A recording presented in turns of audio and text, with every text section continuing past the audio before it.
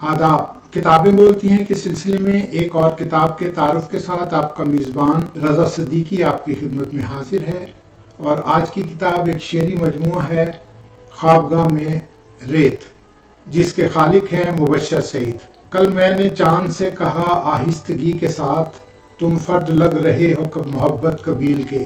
اردو غزل میں اکثر شعراء نے انسانی محبت کے زمینی جذبے کو آسمانی بنا کر اور معاملات عشق کو جزدان میں لپیٹ کر پیش کیا ہے۔ وہاں عاشق اتنا معذور ہے کہ اس کا ہاتھ خودسر محبوب کے دامن تک کبھی نہیں پہنچتا، اتنا مظلوم کہ ستم سہنے کے بعد بھی شعلہ خوب پریزاد کو دعائیں دیتا ہے، اتنا نیک کہ محبوب کے فراق میں رات بھر آہیں بھرتا ہے، اور جب وہی محبوب مائل و کرم ہو کر سامنے آتا ہے تو وصال کا حوصلہ نہیں رکھتا۔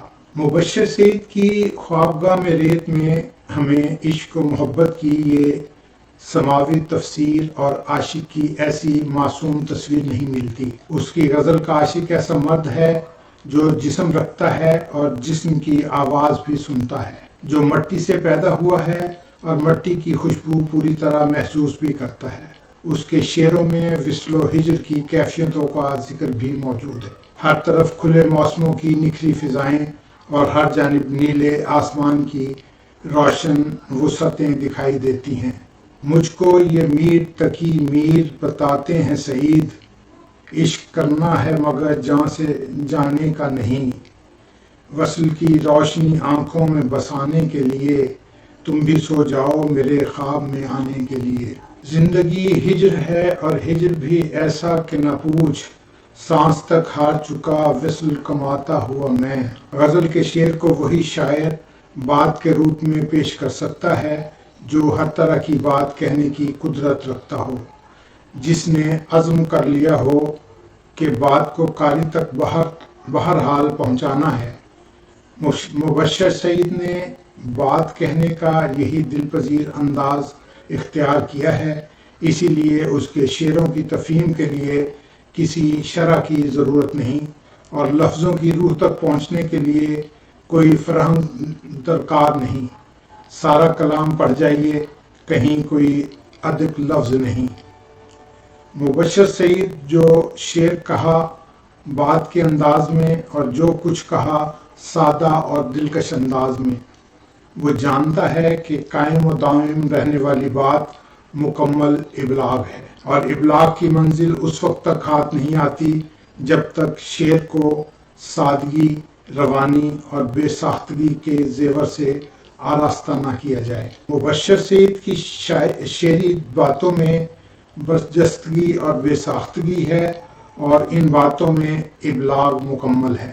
ہم محبت بھی عبادت کی طرح کرتے ہیں، واعظو ہم کو عبادت نہ سکھاؤ جاؤ۔ مبشر سعید نے اپنی باتوں کو مختلف جہتوں میں تقسیم کیا ہے، کبھی وہ اپنے وجود کے اندر کے شخص سے اور کبھی محبوب سے باتیں کرتا ہے، کبھی ماحول سے اور کبھی ماحول میں رچی بسی ہمہ تنگوش فضاؤں سے ہم کلام ہوتا ہے۔ بات کہنے کے اس رنگ نے اس کی شاعری کو دھنک رنگ بنا دیا ہے۔ چل رہا تھا تو سبھی لوگ میرے بازو تھے، گر پڑا ہوں تو کوئی ہاتھ بڑھانے کا نہیں۔ مجھے سعید اداسی نے خاموشی سے کہا، سفر طویل ہے تو چل کلام کرتے ہیں۔ گوئٹے کا کہنا ہے کہ دراصل محبت ایک آدرش کی شکل میں خود میرے اندر موجود تھی۔ یہی آدرش مبشر سعید کا سرمایہ ہے، اور اسی آدرش کے زیر اثر مبشر سعید نے محبت کا اظہار کچھ یوں کیا ہے۔ میری یادوں کو ہم اشکوں میں بھگوئے ہوئے ہیں، غور سے سن تو سہی کہے روئے ہوئے ہیں، عالم وجہ سے اظہار میں آتا ہوا میں، یعنی خود خواب ہوا خواب سناتا ہوا میں، حلقہ شعر سے گزروں گا محبت میں سعید، اپنے جذبات کو الفاظ میں لاتا ہوا میں۔ گورکھ ہوشیارپوری نے 1954 میں اردو کی عشقیہ شاعری میں کہا تھا کہ سپردگی غزل کی جان ہے اور محویت غزل کا ایمان۔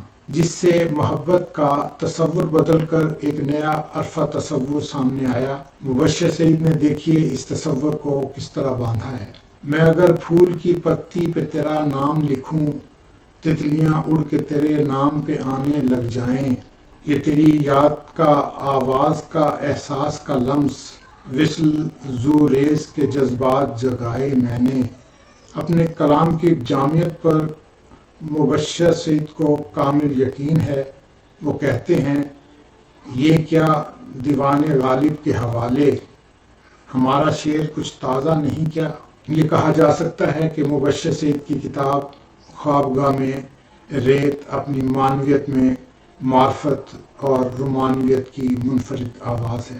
مبشر سعید خوبصورت شاعری کرتے ہیں۔ آج کل ساہیوال میں، یونیورسٹی آف ساہیوال میں ڈپٹی رجسٹرار کے عہدے پر فائز ہیں۔ خوبصورت کلام کہتے ہیں۔ ساہیوال ویسے ہی اچھے اور خوبصورت شاعری کہنے والے لوگوں کا شہر ہے، اور مبشر سعید بھی اب وہاں آ گئے ہیں۔